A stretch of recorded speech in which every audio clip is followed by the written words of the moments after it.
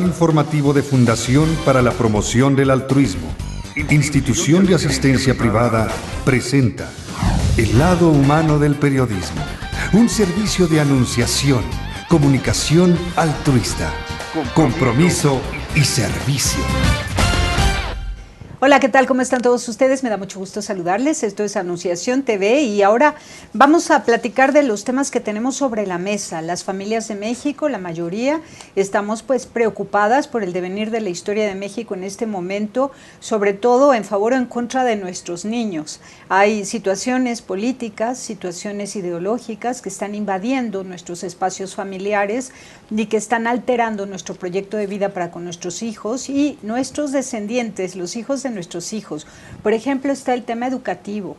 No solamente el tema de la reforma educativa, que más bien es una reforma laboral, porque todavía no se llega al punto del nuevo modelo educativo, que es el que preocupa ahora, y que tema al cual ya quisiéramos pasar, una vez trascendiendo, superando y venciendo los retos que la oposición de la CENTE plantea ante las autoridades frente a la reforma educativa. Lo que sigue, una vez resuelto ese conflicto, es pasar al modelo educativo, que es lo que tanto profesores como padres de familia están esperando desde el principio, cuando se soñó con una reforma educativa en México, y que sigue atorada en esta parte que corresponde a lo que es la reforma laboral del sistema educativo en México.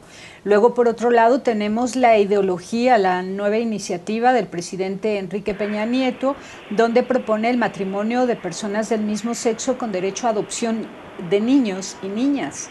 Esto pues altera el plan de vida de los mexicanos porque tenemos idiosincrasia, tenemos cultura, tenemos una forma de pensar y de sentir la vida que debe ser respetada, no puede ser invadida por ideologías y corrientes que vienen del exterior, desde pues la ONU, para decirlo más directo, un plan internacional, un plan a nivel global que pretende bajar la tasa de la natalidad y que pretende tantas cosas que beneficien a una élite a nivel mundial. Y bueno, de todo esto vamos a hablar con dos personas muy importantes, son personas clave en México. Se trata de Consuelo Mendoza García, presidenta de la Unión Nacional de Padres de Familia, y María Teresa Ortuño Gursa, presidenta ejecutiva de Suma por la Educación, Asociación Civil. A Tere la tenemos en línea telefónica y Consuelo está aquí con nosotros. ¿Cómo estás, Consuelo? Muy contenta de estar con ustedes, Tere, y bueno, con la preocupación de un tema que definitivamente influye e influirá en el futuro de México, que la educación de nuestros niños y nuestros adolescentes, que son los futuros ciudadanos de nuestro país. Y no solo la educación formal, sino la formación que se les da a través de pues esta propuesta que las leyes educan o maleducan, y la sola iniciativa del presidente Peña Nieto ya ha pues alterado este proyecto educativo para México, ¿no? Porque el solo mencionar una posibilidad de que los niños puedan ser adoptados por dos papás o dos mamás ya descompone ese proyecto de vida de los mexicanos. Vamos ahora a saludar a Maritere Ortuño Gursa, que nos recibe vía telefónica. ¿Cómo estás, Hola, Maritere? Tere, ¿cómo estás? Me da mucho gusto saludarte, a Consuelo y a todas las personas que ven todos los programas de Anunciación. Un saludo a todos y muy buenas tardes.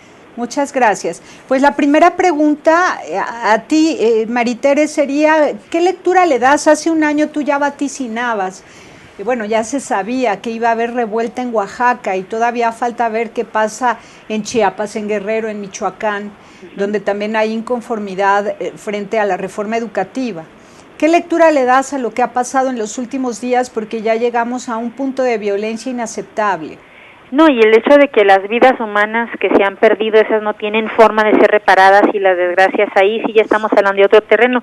Pero yo separaría, mira, por un lado, la tragedia de los hechos del domingo pasado y las personas que fallecieron. Debe haber una investigación, debe hacer una investigación que siga su curso y tiene que haber responsables y que nos aclaren, porque el resto del mundo no sabemos ni quién disparó ni cómo estuvo. Lo que sabemos es que no eran docentes los fallecidos, que eran personas civiles. Hemos visto en algunos medios que en algunos de sus funerales no fueron bienvenidos algunos de los maestros de los que estaban manifestándose, porque consideran que por causa de ellos viven ahora esa desgracia. Eso no lo sabemos cómo estuvo, pero me parece que tenemos que separar el tema de la investigación, digamos, judicial y de la investigación de los crímenes o los asesinatos o como se llame, y lamentar esas desgracias, exigir una aclaración, pero por la otra pista tenemos que seguir pidiendo y exigiendo que la educación pueda llegar en condiciones normales a los estados con mayor rezago en ese terreno y por lo tanto en otros indicadores del índice de desarrollo humano de nuestro país.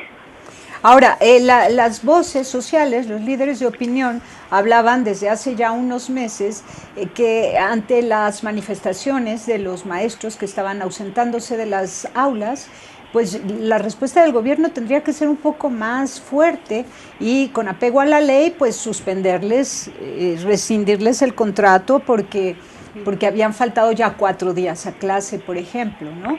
Mira. Y sin embargo, una vez que se hace eso, la oposición es mucho más agresiva, mucho más fuerte.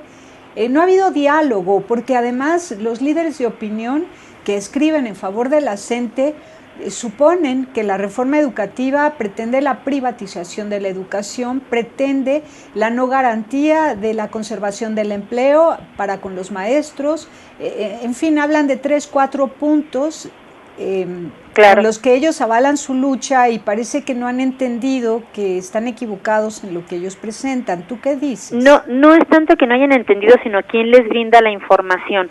En todo el país, no nada más en Oaxaca, Michoacán, Guerrero y Chiapas, en todo el país hubo mucha inquietud y mucha preocupación en los docentes cuando se fue aplicando todos estos cambios legales.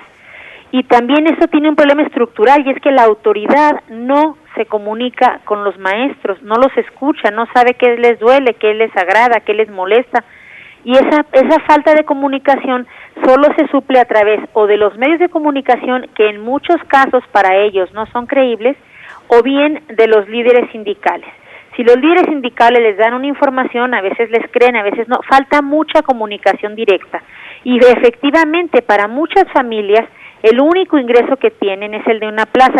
Tú sabes que existen datos de que en Oaxaca se pagaban algo así como 95, 98 mil plazas en el último censo que se hizo a la hora de que se pasó el pago a nivel central. Estas plazas no corresponden al número de docentes que hay en Oaxaca. Así fuera, por 10, 11, 12 niños habría un maestro, y no es así. Hay una carencia de docentes, es decir, están en esas nóminas personas que no dan clases, muchísimos, miles de personas, pero para esas personas su ingreso familiar es la única fuente a veces que tienen allí. Por lo tanto, le iban a defender con uñas y dientes, y se mezcla no solo con la corrupción de los líderes, sino que muchas personas consideran un patrimonio esa plaza, que vete tú a saber cómo la consiguieron, y les han dicho que se las van a quitar. Muchos de ellos podrían mantenerla si acreditan su capacidad mínima para poder ser docentes. Pero entonces aquí estás mezclando varios conflictos, el de la pobreza, el de la desinformación, el de la violencia y el de que aquí tampoco hay inocentes, porque aquí tanto el gobierno les ha fallado como los líderes les han fallado, y como se necesita una respuesta integral, y por lo tanto nadie le cree a las autoridades, y ves escenas como las de Nochistlán y como otras que ha habido en otros estados en otros momentos. El rapar a los maestros no es la forma adecuada de resolverlo, pero esto se tiene que resolver aplicando la ley, entendiendo también los fenómenos locales. Es impresionante. 98,000 plazas registradas. Son como 95,000, algo así. 95,000, cuando en realidad ni siquiera hay el número de colegios y aulas suficientes como para dar trabajo a 98,000 personas en Oaxaca. Así es. Así es. Ha sido todo un engaño. Entonces, pero ellos eso también no nomás son los líderes sindicales, también es el gobierno quien ha favorecido una situación de esta naturaleza. Entonces ahí no están tan inocentes, y a la hora que se vienen los enconos, cada quien argumenta desde su bando que le asiste la razón. Claro. Y eso pasa cuando falta autoridad moral y cuando falta la ética en los dos, por lo menos en buena parte de los dos lados. No puedes imputar que de un lado están los buenos y del otro lado están los malos. Ahí hay un conflicto social que tiene que entenderse así, pero la ley tendrá que irse aplicando, posiblemente con sus peculiaridades en Oaxaca, pero tiene que irse aplicando. ¿Por qué? Porque los niños de Oaxaca merecen y necesitan los mejores docentes posibles frente a grupo, y eso solo se va a conseguir a través de seleccionarlos. ¿Cómo los seleccionas? Pues a través de un concurso. Todos estos temas tienen que ir permeando poco a poco, pero el problema es que ahora la gente tiene lo que quería, sus mártires. ¿Qué les importa que no son de ellos? Porque ninguno es del grupo de la gente, de los muertos, ninguno. Son civiles, personas, hasta un periodista, jóvenes que iban pasando por ahí, que los alcanzó una bala perdida, y ahora van a legitimar, y muchos maestros en el resto del país, que pueden tener alguna inconformidad, incluso válida, van a sentirse fortalecidos ante la imagen de un gobierno que no supo transmitir adecuadamente este mensaje. Está faltando escucha de parte de los maestros porque además no quieren escuchar. No quieren escuchar los registrados, no son maestros, son registrados en la CENTE como si fuesen maestros. Así es. Porque los que sí son maestros sí están trabajando. Eso siempre, en cualquier circunstancia y sin recursos, van a estar demostrando su inquietud y su preocupación y su talento y su vocación por los alumnos. Ahora, le preguntamos a Consuelo Mendoza García. Consuelo, la Unión Nacional de Padres de Familia tiene representantes allá en Oaxaca. ¿Sí? ¿Se han sentado a dialogar con la CENTE? Bueno, y quiero decirte que la representación de la Unión Nacional de Padres de Familia es verdaderamente joven en Oaxaca y ha surgido precisamente por estos conflictos y por la petición de los padres de familia que ya no saben a quién acudir. Ha sido difícil anteriormente tenerla precisamente por la postura de la CENTE, porque en Oaxaca todo el mundo conoce a alguien de la sección 22 o sus hijos están con la sección 22 y esto les causa problemas incluso de temer por su vida o temer porque sus hijos sean admitidos en la escuela. Sin embargo, ya tenemos un comité ahí bien integrado que además es necesario porque lo que se olvida en todo esto es lo principal, que es el derecho de los niños a recibir una educación. En Oaxaca sabemos que según la OCDE está en el último lugar en relación con los demás estados de México, que además pues no es nada halagüeño el nivel que tiene la educación en México. Entonces están en una verdadera desventaja en comparación con los demás niños mexicanos que ya se encuentran en una desventaja mundial, y los días que han perdido año tras año por todos estos enfrentamientos que ha tenido la CENTE con la autoridad, con la Secretaría de Educación y ahorita verdaderamente de una manera lamentable, ha hecho que los niños pierdan días y días y días del calendario escolar, que es apenas claro, escasos 200 días. Es una gran injusticia. Es una violación a los derechos humanos de los niños. Es una violación y son días que ellos jamás podrán reponer. Entonces ya están en un rezago muy considerable que obviamente repercutirá en su futuro profesional. Ahora, los niños son sujetos de derecho, por supuesto, y ellos podrían demandar ante la Comisión Nacional de Derechos Humanos profesor por profesor, porque son funcionarios públicos, ¿cierto? Sí, es cierto, y a la Unión Nacional de Padres de Familia acudieron 2 madres de familia oaxaqueñas, y aquí las acompañamos a la Comisión Nacional de Derechos Humanos a entregar su petición. Fue impresionante, tuvo muchísima difusión en los medios, pero por supuesto que cuando regresaron a Oaxaca también las buscaron, también las interpelaron, y creo que el miedo ha sido aquí la constante para muchos padres de familia y para muchos niños que lo que quieren es tener oportunidades. Claro, entonces los supuestos trabajadores de la CENTE están amordazando a la sociedad oaxaqueña, a padres de familia, a los niños que no pueden solicitar que se haga justicia, porque ya vimos cómo los trasquilan, cómo los maltratan, los amenazan, en fin. Ahora, Maritere, otra inquietud que algunos líderes de opinión han manifestado es que la reforma educativa fue diseñada por el Banco Interamericano de Desarrollo, por el Banco de México, por la OCDE, organismos internacionales, y que no tiene nada que ver con México. ¿Cómo respondes a esto? Mira, la reforma educativa fue el producto de una propuesta de muchas organizaciones, es el resultado de la lucha de mucha sociedad civil, fue avalada por todos los partidos políticos. De hecho, las demás reformas que ha habido han tenido sus impugnadores. La reforma energética, la fiscal, todas han tenido que algunos las aprueban, otros no, pero en la reforma educativa hubo un consenso de las principales fuerzas políticas de empujarla, siempre y cuando se garantizara que no se fueran a cargar los dados de un solo lado, es decir, que de verdad estos concursos de plazas fueran imparciales. Hasta ahora hemos podido ver que se lleven a cabo. Todavía hay zonas de opacidad que tenemos que seguir vigilando como sociedad civil, estando al pendiente, pero me parece que la reforma educativa es lo que muchos mexicanos, en la opinión pública misma, en cualquier medición, están de acuerdo en que las plazas ya no se hereden, en que las plazas no se compren ni se vendan, sino que realmente lleguen a ellas los que puedan enseñar a los niños y a los jóvenes las herramientas. Si de por sí el mundo es tan cambiante, si en cosa de meses la tecnología nos da nuevas sorpresas, no podemos tener al frente de los grupos a quienes no tengan la vocación y la preparación para ser docentes.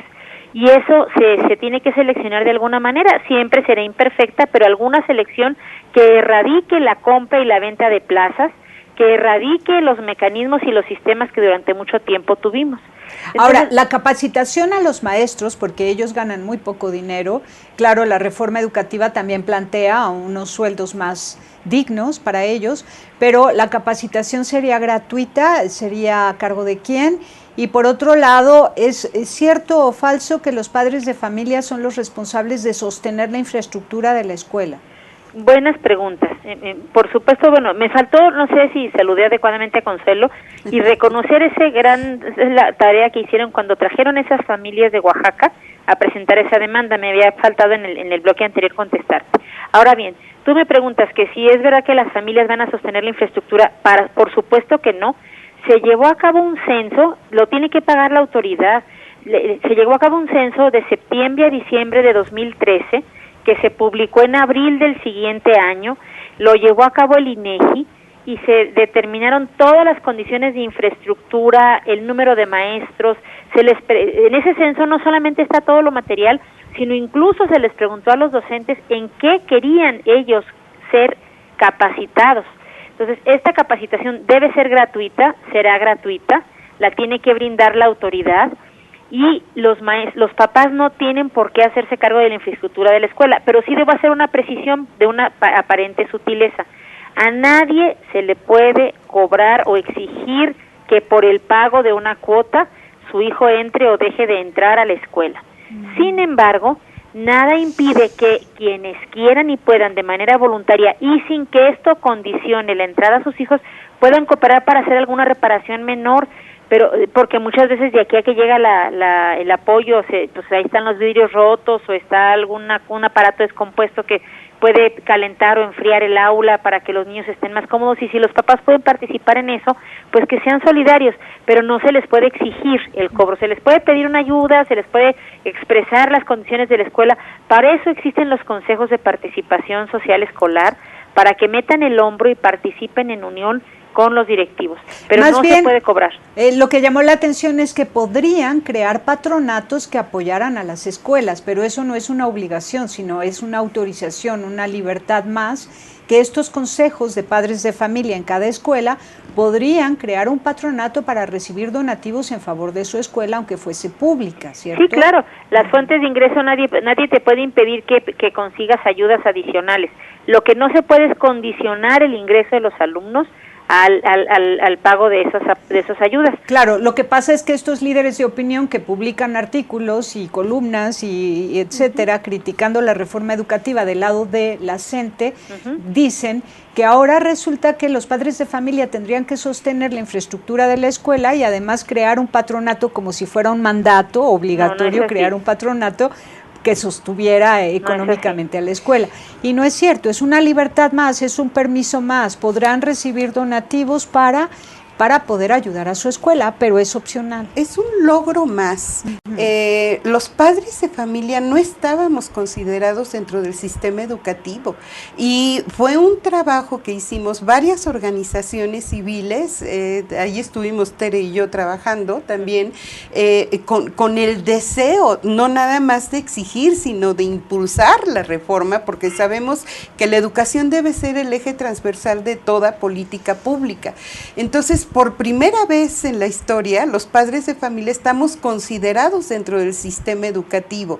Así lo dice la Constitución y la Ley General de Educación. ¿Esto qué implica? Que los consejos escolares de participación social tienen que estar integrados por el director, por maestros, por representantes del sindicato, incluso por vecinos y por exalumnos, pero el 50+1 deben de ser padres de familia.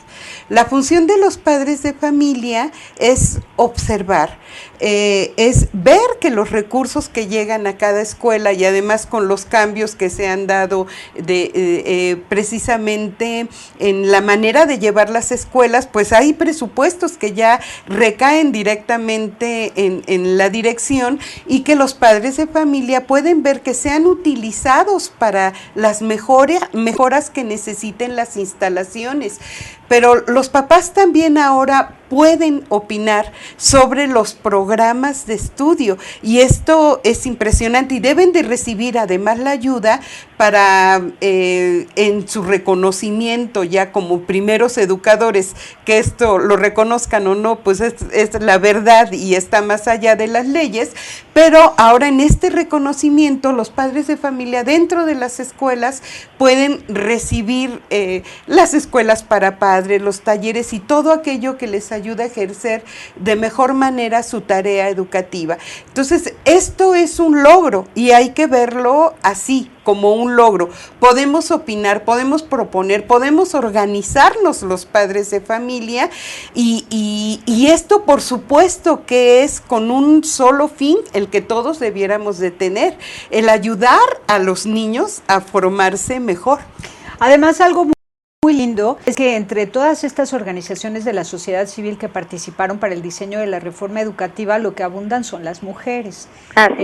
Esto llama mucho la atención porque nunca habíamos visto una ley que fuera escrita y diseñada por mujeres. En este caso, la reforma educativa es una reforma femenina que va en favor de la familia, el desarrollo sano de los niños. Esto debería alegrar a todo México, confiar en esta reforma educativa y seguir los pasos que corresponden. Ahora estamos atoradísimos desde el 2013 hasta este momento con la parte laboral de la reforma educativa. Queda como asunto pendiente de mucha gravedad el tema de los contenidos educativos, del modelo educativo, sobre el cual no se ha avanzado un ápice. Vamos a un corte y Maritere Ortuño, Consuelo Mendoza, les pido que permanezcamos aquí, unidas las tres, para tratar de explicar qué es lo que pide la reforma educativa o las organizaciones, los expertos, pedagogos, educadores, para un nuevo modelo educativo y cuándo vamos a pasar de este estadio, de este atorón tan tremendo en el que estamos, para ya comenzar a mejorar el modelo educativo de los mexicanos. Volvemos.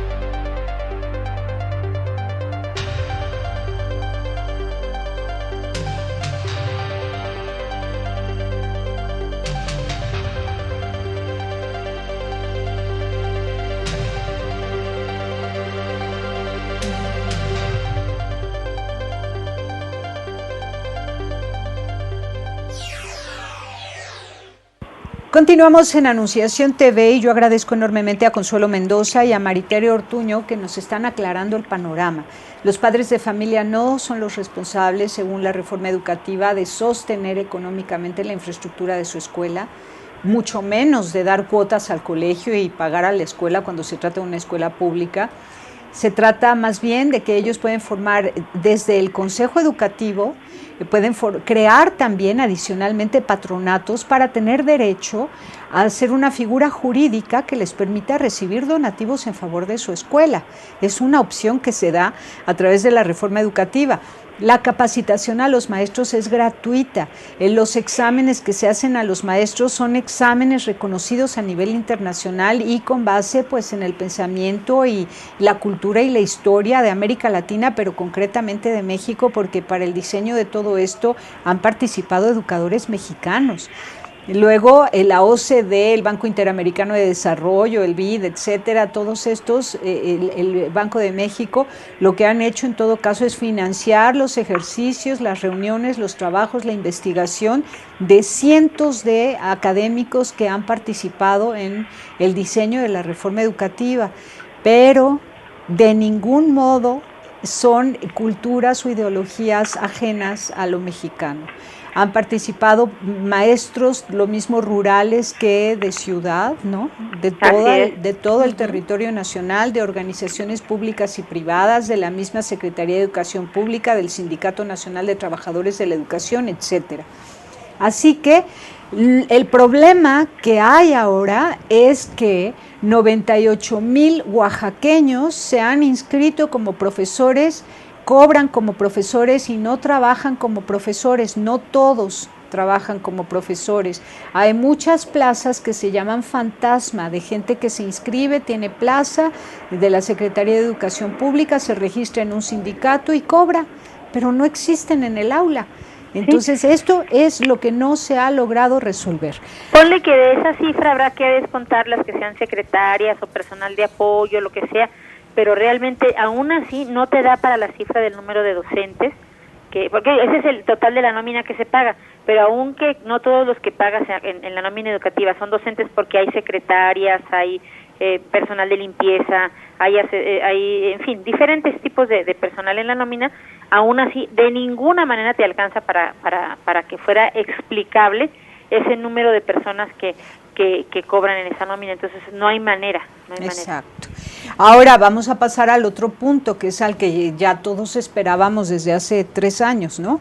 El modelo educativo. La Alianza de Maestros vino y nos explicó de una manera extraordinaria. Todos los que nos ven ahora por Anunciación TV a través de YouTube pueden buscar el programa con la Alianza de Maestros, donde nos explicaron el método el modelo con base en la filosofía de Mounier, el personalismo comunitario, que es bellísimo, que hace al ser humano más ser humano, con una mirada puesta en el otro, para hacer el nosotros, para tener perspectiva de comunidad y sentirnos responsables unos de otros. O sea, un proyecto bellísimo. Sí. ¿Sigue siendo ese el modelo o ha cambiado en el tiempo, aunque no se ha aplicado en sus discusiones, mesas de trabajo, Consuelo? Ese modelo fue una propuesta que hicimos varias organizaciones. Hubo 2 propuestas de modelo educativo. ¿Cuál y cuál? Al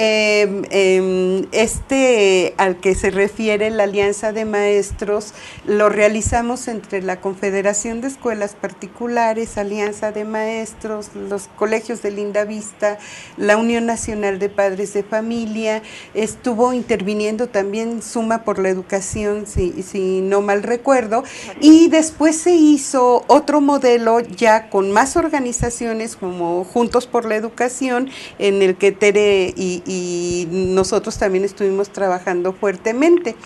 ¿Y en qué consiste el otro? Sí, también con una visión más amplia, en la que se ve también la cuestión docente, y creo que de eso puede hablar con muchísima experiencia Tere. Yo lo que te quiero comentar es que cuando estaba el anterior secretario, Choaifet, como secretario de Educación, hizo una convocatoria para todos los maestros, para todas las organizaciones civiles y todas aquellas personas interesadas en participar en un modelo educativo que, bueno, hasta el momento no existe. Decía Séneca que no hay viento favorable para el que no sabe a qué puerto va, y esto es la reforma educativa. Si no hay un modelo educativo, ¿a dónde nos está llevando la reforma educativa? ¿Cuál es el puerto? ¿Cuál es la pretensión que se tiene con la reforma?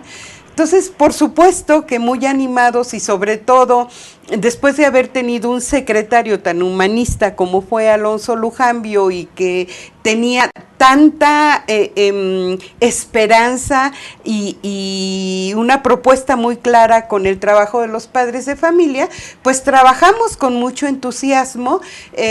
La Secretaría de Educación nos convocó para estar en diferentes partes de la República, 8 o 9 estados, y fuimos por todos esos estados presentando en partes nuestro modelo educativo.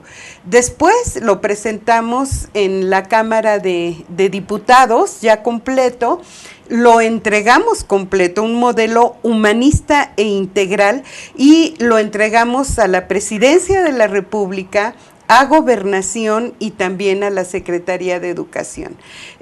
Hasta ahora tuvimos respuesta de algunos subsecretarios por orden de la Secretaría de Gobernación y ahí quedó todo. ¿Y la respuesta qué es? Muchas gracias. Muchas gracias, es un modelo muy interesante, coincidimos con usted que tenemos que formar a los ciudadanos del mañana, pero no hubo mayor respuesta.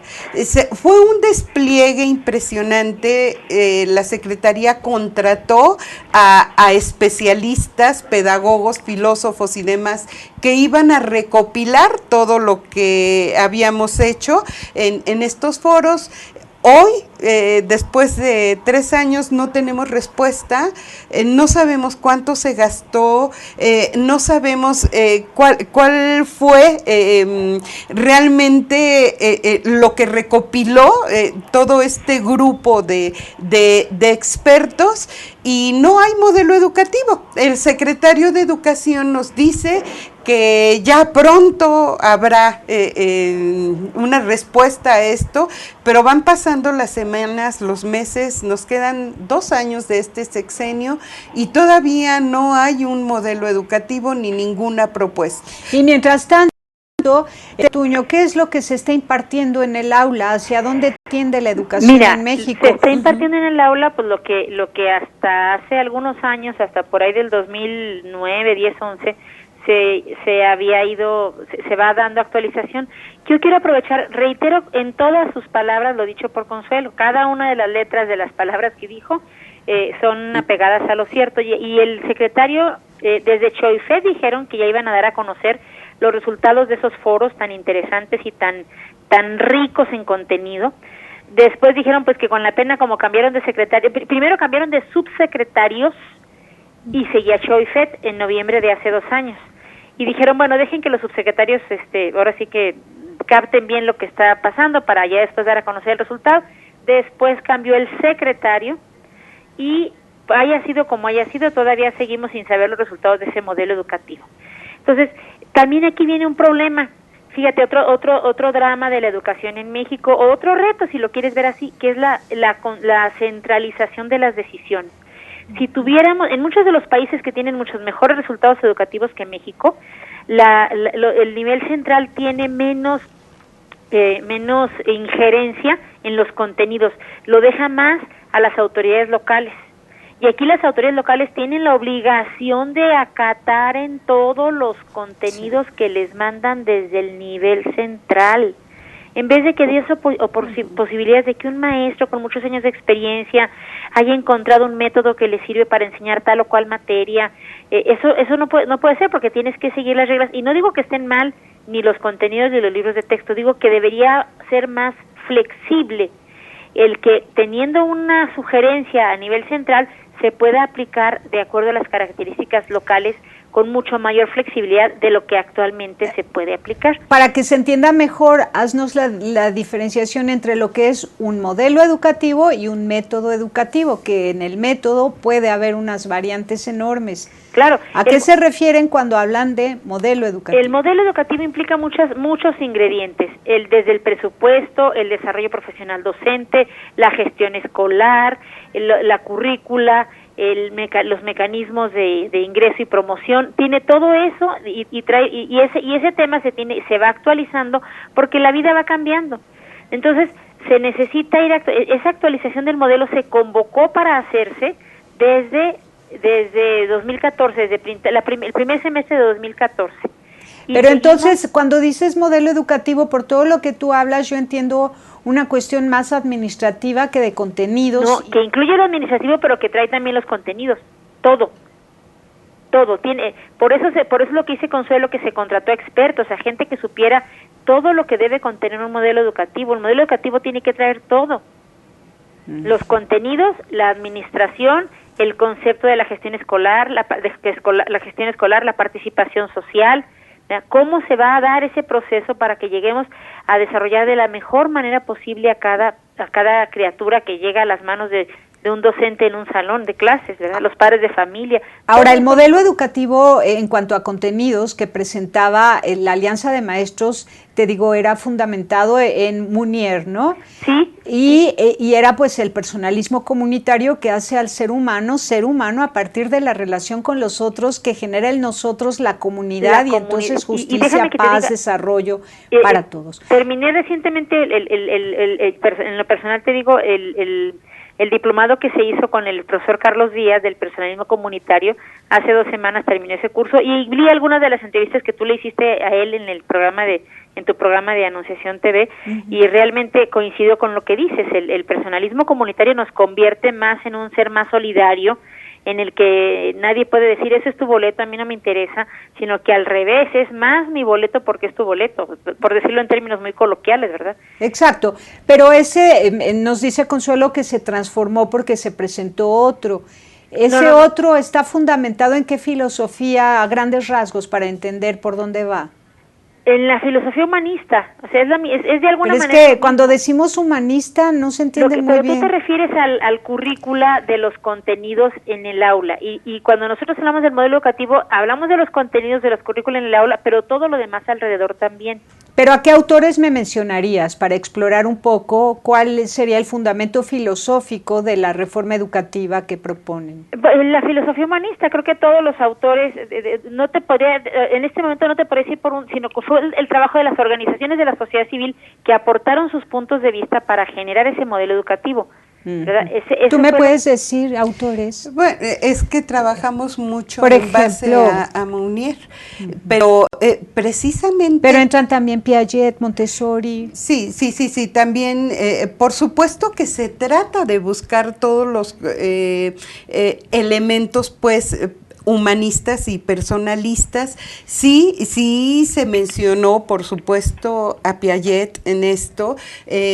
Hay una gran parte de Montessori también, y los expertos que estaban trabajando con nosotros en estos temas, pues son pedagogos y filósofos que representaban a estas organizaciones, y por supuesto ahí nosotros como padres de familia, representando como padres de familia este interés. ¿Se hablaba de Jung, de Roger? En este momento no lo recuerdo. Recuerdo muy bien a Mounier, recuerdo muy bien a Piaget y por supuesto a Montessori. Pero más allá de llevar estas filosofías que tienen que sustentar, era el aterrizar este modelo en la vida diaria. Porque finalmente la educación se ha reducido a la instrucción en las aulas. Hace años ya se quitó incluso el civismo y la ética. Y a mí me llegó a tocar todavía hace algunos años que cuando iba a dar una conferencia me decían, por favor no hables de valores porque entonces vamos a sonar a retrógradas. Entonces esto era lo que se manejaba en el tema de educación, y ahorita estamos viendo lo que ha sucedido por estas omisiones en la formación humanista. Sí, omitir hablar de valores, de cívica, de ética, caray, eso fue lo que nos llevó al caos, al debilitamiento moral. Y sobre todo a la violencia que estamos viviendo, no una cultura de paz. Los padres de familia tienen miedo de equivocarse en la educación de sus hijos y vivimos en un relativismo brutal y con una función de la escuela nada más de instrucción y que se mide nada más el progreso de la educación, si el niño sabe leer o no sabe leer, si sabe inglés y escribir computación o no, y si sabe matemáticas. O inglés y computación, ¿no? Inglés y computación. Qué barbaridad. Eso, que los más pudientes, sí. Que en España, por ejemplo, se están oponiendo a los anglicismos, y lo hace, y qué bueno que lo estén haciendo. Sí, claro.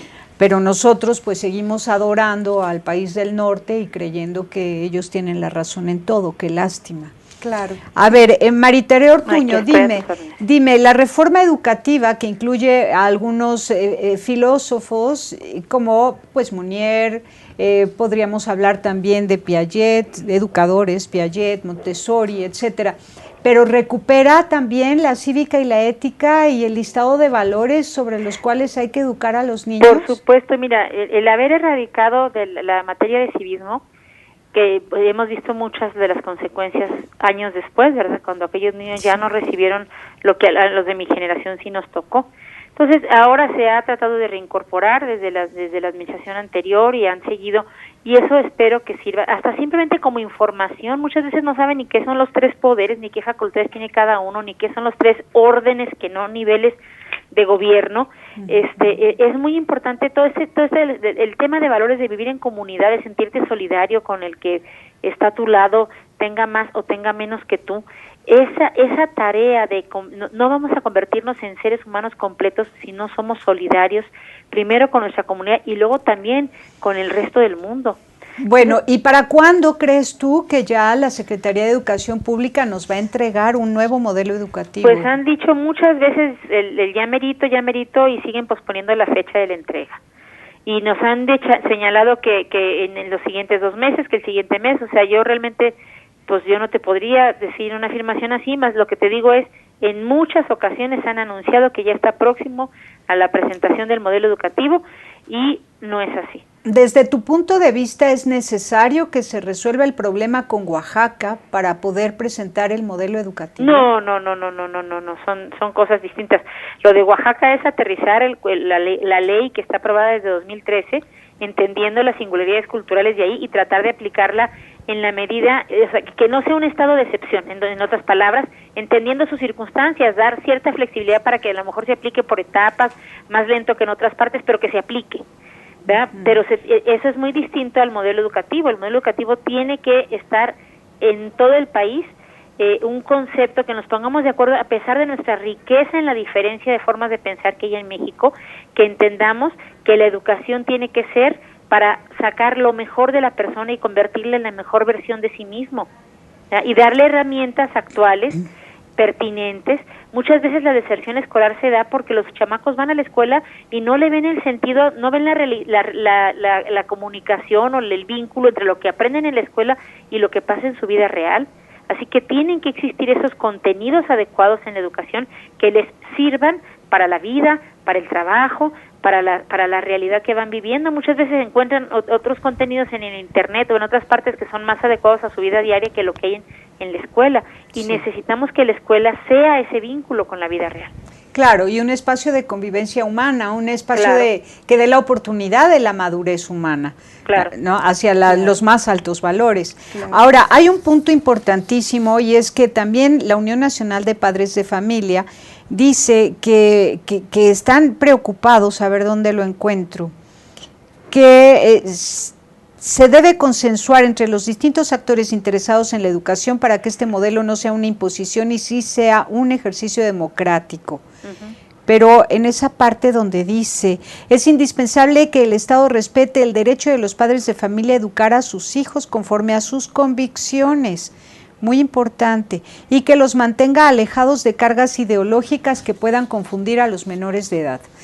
Sí. ¿Quieres reiterar algo, profundizar en por esto? supuesto, tenemos una gran preocupación y así lo hemos expresado en diferentes partes y también a los medios de comunicación, porque no obstante que no se nos ha dado a conocer el modelo educativo y tenemos el derecho ya por ley de conocerlo, lo mismo que los contenidos, resulta que en este anuncio de la iniciativa de Peña Nieto da instrucciones ahí mismo al secretario de Educación para que esta ideología la inserte en los contenidos. Dice, en lo que falta de la reforma educativa, ahí se debe de insertar. Lo que falta son los contenidos y el modelo educativo.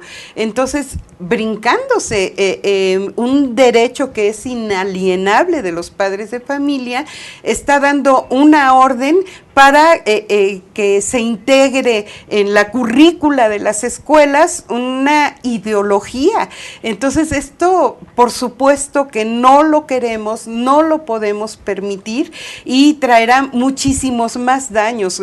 Cuando todavía no empiezan con la A, la B y la C, ya están pensando en la Z y en consecuencias que serán dramáticas para la formación de los niños y los ciudadanos. ¡Qué barbaridad! No, pues qué complicado para quienes están haciendo el modelo educativo, que es el que estamos esperando como sociedad ya conocer, porque cuando ya casi lo tenían terminado, muy probablemente resulta que tienen que meter una ideología, y la idea original es que hubiera cívica, ética y los más altos valores, ¿no? Sí. Y ahora resulta que les meten algo que provoca guerra y violencia, porque es una ideología que provoca guerra y violencia, mucho desconcierto y confusión en el foro interno de cada receptor de esa información, pues que no va conforme a la verdad, ¿no? Sí. Entonces, bueno, ¿qué es lo que sucede? Que ahora quienes están sentados formalmente a trabajar en el modelo educativo que estamos esperando ver, conocer, leer, estudiar, pues están modificándolo página por página para meter esa ideología. Desafortunadamente esta ideología ya estaba permeando en los libros de los textos. Contenidos de los libros de texto. Así es. No podemos negarlo y ya hay una preocupación muy fuerte en este tema y así hemos estado pues hablando, trabajando, denunciando, pero sobre todo también proponiendo. Y creo que vivimos un momento muy dramático en México en el que se tiene que reconocer que la familia es la primera educadora, es la base de la sociedad, pero también es la esperanza de la sociedad.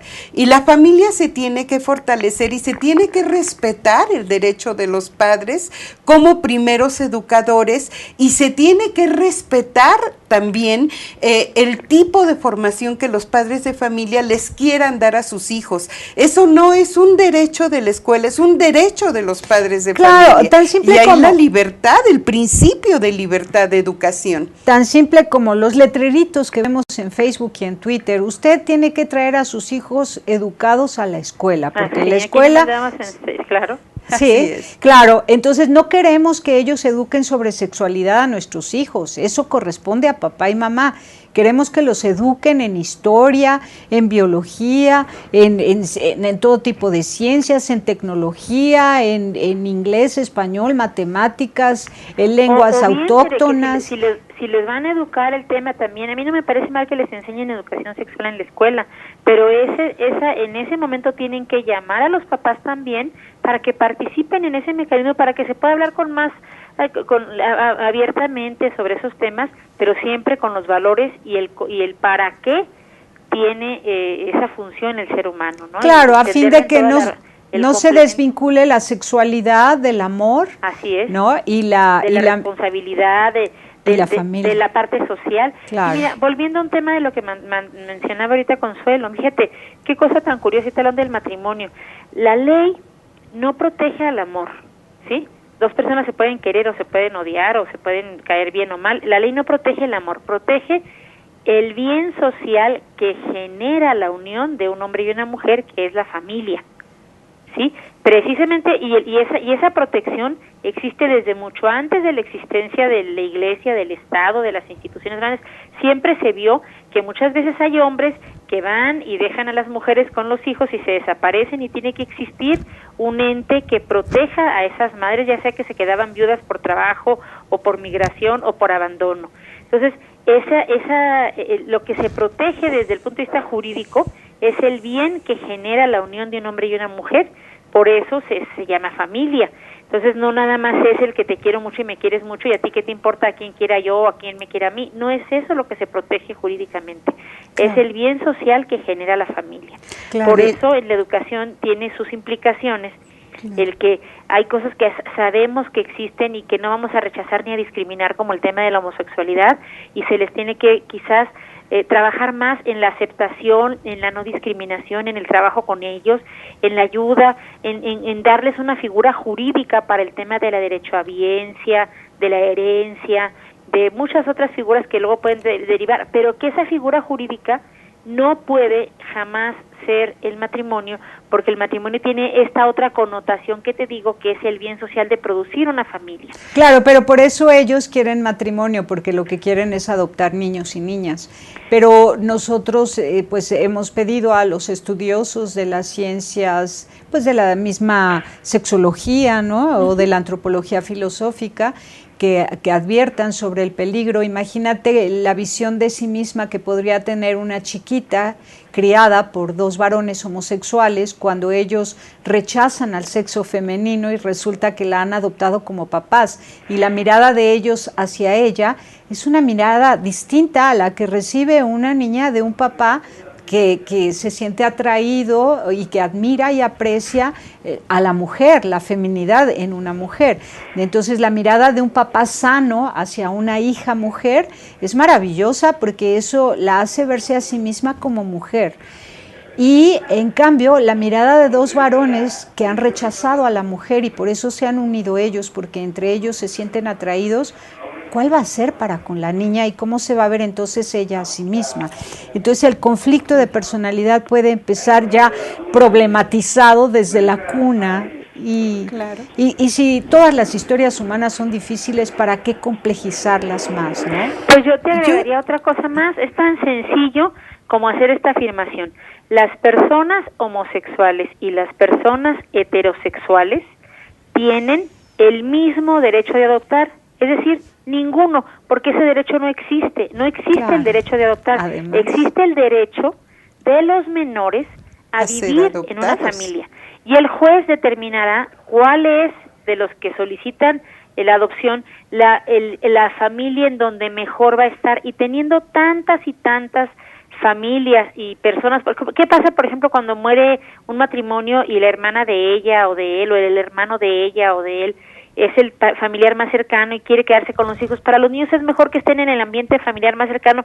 Inclusive una persona sola puede adoptarlos, ¿verdad? Ese tío quizás no es el papá y la mamá, o esa tía, pero es quien más los va a querer. Entonces un juez, a la hora que tenga que analizar cómo va a dar o no la adopción de esos niños, viendo la enorme lista de personas que están haciendo fila para poder recibir una criatura en adopción, pues yo veo muy difícil.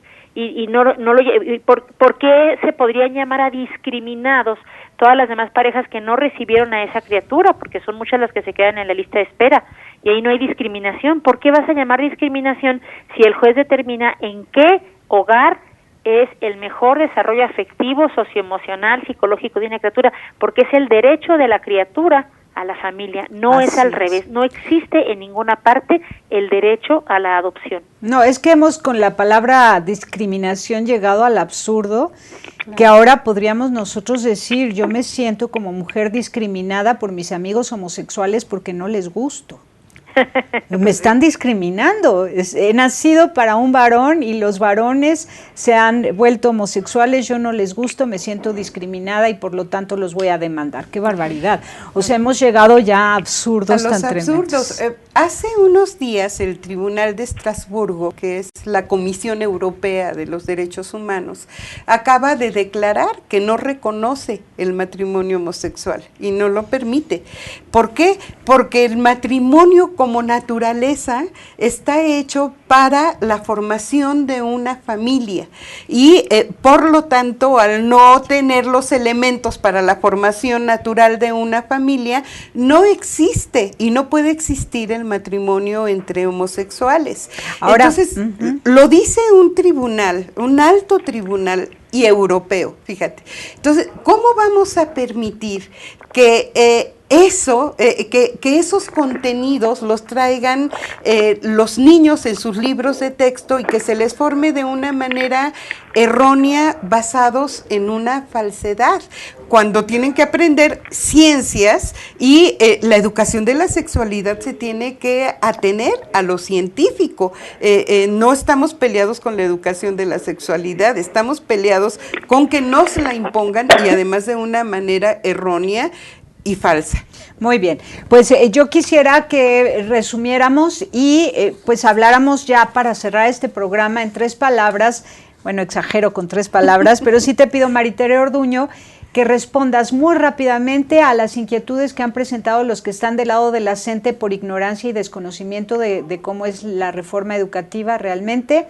Y a ti, por favor, respecto del modelo educativo, ¿con qué cerrarías? A ver, por favor, Maritere. Yo te diría que cualquier reforma educativa en un sistema educativo tan grande como el mexicano y tan complejo, siempre tendrá complicaciones para aterrizarse y en el camino podrían inclusive generarse algunas injusticias. Si esto es así, deben existir vías para inconformarse, para sugerir mejoras, para todo eso, pero estas vías jamás podrán ser ni la violencia ni la violación a la ley. En nuestro sistema tenemos muchos mecanismos para manifestar nuestras inconformidades y cuando se nos cierran todas las puertas tenemos a los medios de comunicación para ir a decir lo que consideremos adecuado y siempre habrá personas que son capaces de difundir nuestra voz, líderes de opinión que quizás podemos ser una persona no conocida, pero siempre si la razón nos asiste, no faltará un periodista, no faltará una organización de sociedad civil, alguien que alce su voz con la nuestra para que esa injusticia se denuncie. Pero la violencia jamás podrá ser la respuesta para ninguno de los problemas de México. Muy bien. Muy bien. Tu Consuelo, respecto del modelo educativo, ¿con qué cierras? Bueno, yo te diría que México requiere urgentemente de un modelo educativo para poder avanzar en la educación. Pero un modelo educativo que contenga todas las necesidades para lograr una educación integral. Esto es, que sea humanista, que ayude a los niños no nada más a tener una mejor escritura o unas mejores matemáticas, sino que los ayude a ser mejores personas, que podamos tener en México una cultura de la paz que conlleva este modelo, porque implica la convivencia y la formación de mejores ciudadanos y de mejores familias que dentro de muy poco tendrán las riendas de nuestro México en sus manos. La formación a través del modelo educativo es la formación de México y de sus familias. Muy bien, considerando pues algunas frases célebres muy importantes que no deberíamos perder de vista, ¿no? El respeto al derecho ajeno es la paz y tu libertad termina donde empieza la libertad del otro. Entonces, no se pueden atropellar creencias, ideologías, credos formales, religiones, idiosincrasias, cosmovisiones, culturas. Tenemos que aprender a vivir en la multiculturalidad y, por lo tanto, enseñar a los niños dentro de este modelo educativo a pensar, a sentir al otro como prójimo, a convivir respetando las distintas posturas y a que no se nos imponga un pensamiento único como sería pues no sé, en este momento, en este caso y en este tema son intocables los homosexuales. ¿Por qué? ¿Por qué es tan tocable el presidente y las autoridades públicas y se les puede insultar, ofender y difamar? Y con los homosexuales no podemos dialogar. ¿Por qué? ¿A cuenta de qué? Si tan personas son ellos como yo y quiero platicar, ¿no? Así es. Quiero entenderlos, conocerlos, quererlos, platicar, ponernos de acuerdo para respetar nuestras formas de pensar y sentir la vida sin que se nos impongan dentro de nuestras leyes otras leyes que trastoquen figuras jurídicas como la del matrimonio tan sagrado que es. Pues muchísimas gracias, Maritere Ortuño, gracias, Consuelo Mendoza, son célebres mujeres en este tercer milenio. Felicidades a todas las mujeres que han participado y que participan en la reforma educativa, en el nuevo modelo educativo. Que Dios los bendiga a todos. Muchísimas gracias, Tere, te felicito, te agradezco la oportunidad. Saludos a Consuelo y a todas las personas que han visto este programa de televisión. Reiterarles el compromiso de Suma por la educación, por luchar siempre en pro de la calidad de la educación y el derecho de los niños y jóvenes de México a aprender. Muchas gracias, Consuelo, gracias también. Es un gusto estar nuevamente contigo, Tere, y tener este espacio en compañía de una querida amiga, también Tere Ortuño, que hemos trabajado en muchas batallas, y qué gusto estar entre mujeres como ustedes. Qué gusto, y a ver si somos testigos en este momento de la historia de México de que las mujeres sí se ponen de acuerdo en algo que haga bien para todos. Así Muchas gracias. Gracias. Pásela bien haciendo el bien. Hasta la próxima. Muy amable. Sí hay soluciones. Aquí, en el portal informativo de Fundación para la Promoción del Altruismo, Institución de Asistencia Privada. El lado humano del periodismo. Un servicio de anunciación, comunicación altruista. Participa en Facebook, Todo México Somos Hermanos, y síguenos en Twitter, @somos_.